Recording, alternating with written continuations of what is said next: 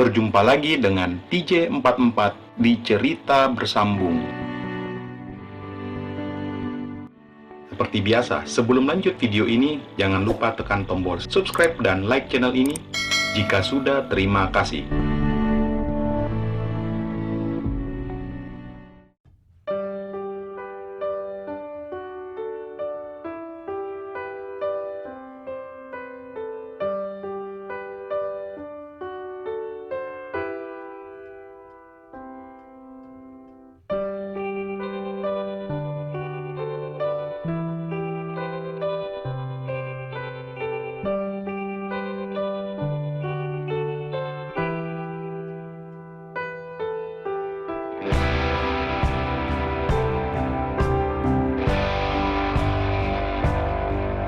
Tiga sahabat.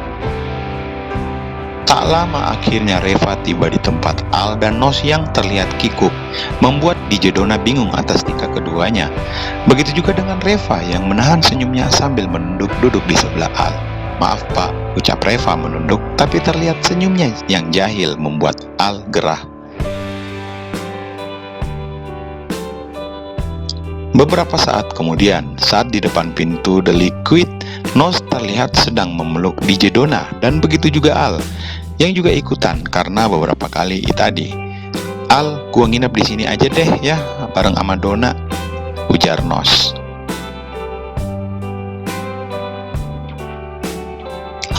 Dona menjawab sambil membalas senyuman Nos. "Ais dasar, ya udah, kamu naik aja ke penthouse, kebetulan lagi kosong. Minta aja ke resepsionisnya, bilang Pak Toto yang nyuruh," ujar Al sambil menggeleng-gelengkan kepalanya. "Lu emang bos gua yang paling mengerti kan, ntar lagi," ujar Nos terputus karena seakan-akan ingin memuntahkan sesuatu. "Ya udah kalau gitu aku tinggal dulu, mau nganterin nih anak tapi juga bingung mau nganterin kemana," ujar Al. "Ya digituin aja lah Al, masa udah lama lu nggak kayak gitu," haha lirik Nos.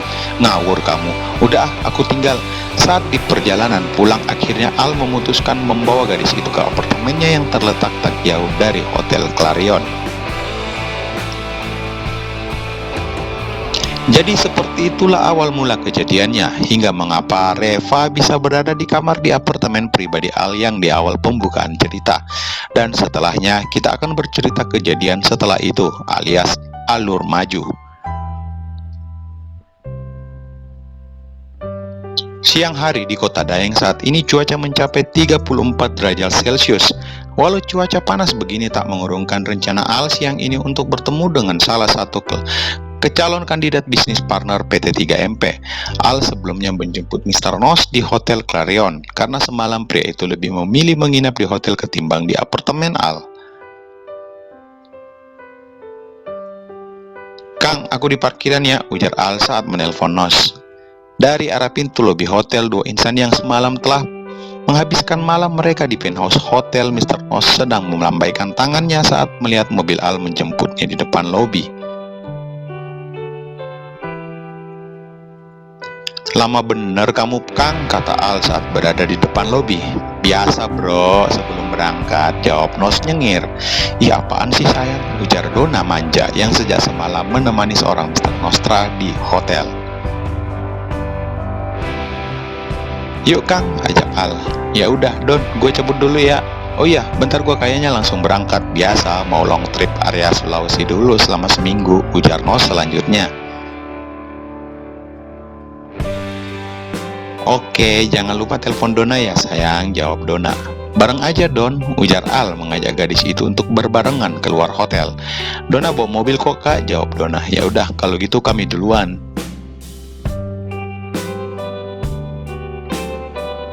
Honda All New Civic milik Al membelah jalan Ade Pangeran Petarani menuju pintu tol Reformasi. Saat ini kondisi jalan yang mereka lalui sedikit macet karena bertepatan dengan jam makan siang para pegawai. "Gimana bos semalam sama gadis siapa namanya?" tanya Nos membuka obrolan. "Reva," jelas Al, dan Nos mengangguk. Kami nggak ngapa-ngapain. Selama semalam begitu nyampe apartemen kami langsung tidur. Lanjutnya menjelaskan kejadian semalam di apartemennya bersama seorang gadis bernama Reva. Udah gua duga kok. Lu normal kan? Tanya Nos dengan wajah serius. Al sontak menoleh ke samping saat mendengar kalimat terakhir dari sahabatnya. Kamu pikir aku gimana? Ya kali aja, haha, lirik Nos. Ngomong-ngomong si Reva cakep juga loh. Kalau lu nggak mau biar sini aja buat gua. Al menabok kepala Nos, membuat pria itu hanya nyengir mengejek sahabatnya sendiri. Dia gadis baik-baik ya, dan gak akan pernah aku biarkan orang macam kalian ngerusaknya, jawab Al setelah menabok kepala Nos. Cie, ada yang cemburu nih. Bukan cemburu, dodol. Gak tega aja ngelihat gadis baik-baik dirusak sama cowok kayak kamu, Kang. Iya, gua tahu. Lu itu orangnya penyayang, kata Nos. So, kemana kita? Tanya Nos saat mereka telah meninggalkan kantor ISP, salah satu kandidat calon bisnis partner mereka. Nyari makan dulu yuk, jawab Al. By the way, tiket gua nanti ke Manado jam 7 malam ya, ujar Nos sambil mengecek kembali tiketnya dari smartphone. Jadi, lu anterin gua ke kantor agensi aja.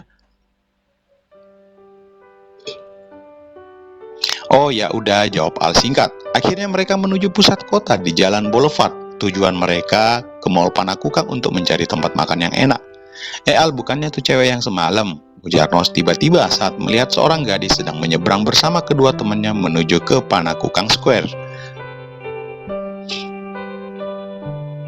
Oh iya ya, aku menepi dulu, ujar Al, lalu menepikan mobilnya di pinggir Panakukang Square. Al, keren nih gantungan kunci lu, gua buka ya, ujar Nos. Tangannya langsung bergerak ke samping kanan setir mobil dan mencoba membuka kantungan kunci mobil tersebut. Ya elah Kang, main nyerobot aja, ujar Al sedikit kesal sambil mencoba menepis tangan Nostra yang ingin merebut gantungan kunci tersebut. Reva, teriak Al saat baru saja seorang gadis yang tak lain adalah si Reva lewat di samping mobilnya. Reva langsung menoleh ke samping saat Al sudah membuka kaca mobilnya. Oh astaga, emang kalian, teriak Reva terkejut karena saat ini posisi Nos sedang berusaha mencabut gantungan kunci mobil. Woi Kang, ais, gerang Al lalu berusaha mengangkat wajah Nos. Kenapa lu Al? Tanya Nos dengan polosnya dan tanpa Al sadari ternyata Reva sudah melangkah meninggalkan mobilnya. Udah nggak usah dibahas, mending cari makan aja yuk, jawab Al kesal. Nah lu, si Reva nggak jadi ikut? Tanya Nos masih bingung.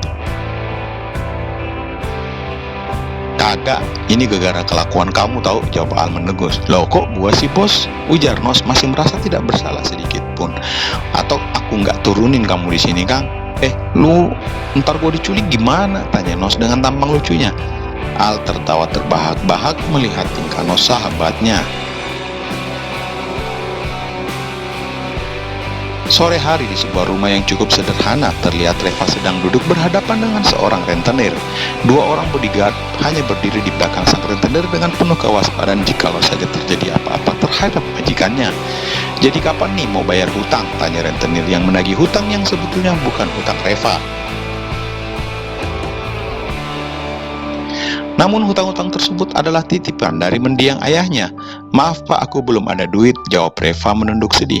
Saat ini hutang almarhum ayah Reva sangat besar dan ayahnya dulu saat mengambil ulang di rentenir menjaminkan sertifikat rumah satu-satunya yang saat ini Reva tempati. Sedangkan ibunya entah di mana. 10 tahun sudah ibunya meninggalkan Reva dan ayahnya tanpa memberi kabar sebelumnya. Berarti Anda sudah siap meninggalkan rumah ini. Saya kasih waktu 2 hari Anda mengosongkan segera rumah ini. Titik.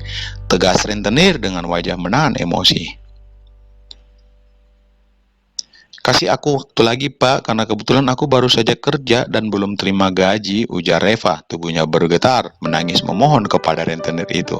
Anda tak perlu memasang air mata kayak gini, karena saya udah muak mendengarkan janji-janji manis Anda, ujar rentenir itu yang tak mempedulikan kesedihan gadis di hadapannya. Aku mohon pak, berikan aku waktu. Tidak, jawab rentenir itu dengan suara keras sambil meninggalkan Reva menangis di depan rumahnya. Gadis itu mengusap air matanya lalu mencoba menguatkan dirinya dari kesedihan yang menimpanya selama ini. Kamu harus kuat, Fa, kuat, ucapnya sendiri menyemangati dirinya. Reva berdiri lalu perlahan sambil bermalas-malasan melangkah masuk ke dalam rumahnya. Saat di depan pintu, Reva kemudian membuka tasnya untuk mencari kotak kecil tempat penyimpanan kunci rumahnya. Reva terlihat masih berusaha mencari-cari kotak itu, namun hasilnya nihil. Kemudian dia mulai berpikir tentang terakhir kalinya dia menaruh kotak tersebut. Lalu ia teriak terkejut saat mengingat ternyata kotaknya tertinggal di apartemen Al tadi pagi. Dan dengan berat hati akhirnya seperti robot dia pun membalikkan badannya lalu melangkah keluar pagar rumahnya. Dengan berbonalkan uang 50.000 satu-satunya yang berada di dompetnya, akhirnya Reva memberanikan diri untuk menghentikan sebuah taksi dan segera menuju ke apartemen Al. "Kemana sih ini orang?" ujar Reva yang berulang kali menekan bel di depan pintu saat sudah tiba di apartemen Al. Beberapa kali Reva memencet bel membuatnya harus bersabar menunggu pemiliknya. Cukup lama ia menunggu. Akhirnya gadis itu berdiri di samping pintu sambil bersandar di dinding. Kedua matanya menatap kosong dinding di depannya. 10 menit, 15 menit, setengah jam berlalu. Cukup lama Reva menunggu Al, tetapi orang tersebut tak kunjung kelihatan batang hidungnya. Kemudian Reva membuka smartphone-nya dan menyesali kenapa dia tak minta nomor HP pria itu. Mana baterainya, HP tinggalnya 30% lagi. Kemana sih ini orang, gerutu Reva yang tak sabar menunggu. Dan bersambung.